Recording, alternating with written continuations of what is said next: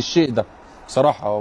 بس 2006 فزتوا بدراعكم يعني. كله بيستفيد، كله استفدنا. كله بيستفيد، احنا استفدنا. كله بيستفيد سواء على بشكل عام الانديه على الكرة وعلى الأفريقية. المنتخبات. لا، انا مش هدخل في تفاصيل لا انتم البطوله. استفدتوا 3 نسخ تستفيدون من الحكام. فين اللي استفدنا 2006 2008 و2008 و2010. اوكي 2006 استفدتوا وانت استفدت يا يوسف. كل الانديه المنتخبات اللي بتلعب احنا بالعكس احنا ما استفدناش. احنا بالعكس احنا خربوا علينا الفاينل.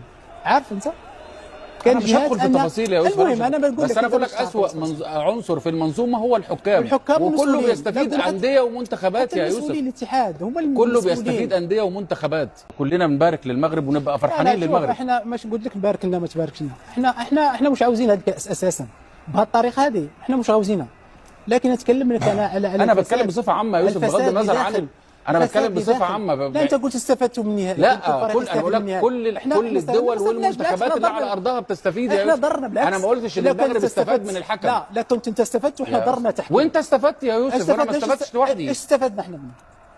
انا مش هراجع معاك قرارات تحكيميه يا يوسف. مش هستفاد. انا بتكلم بصفه عامه. انا بتكلم بصفه عامه. كابتن وائل لا ما قلتش انت استفدت.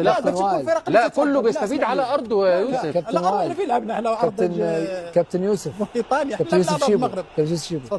ليله 29 رمضان نعود لدوري ابطال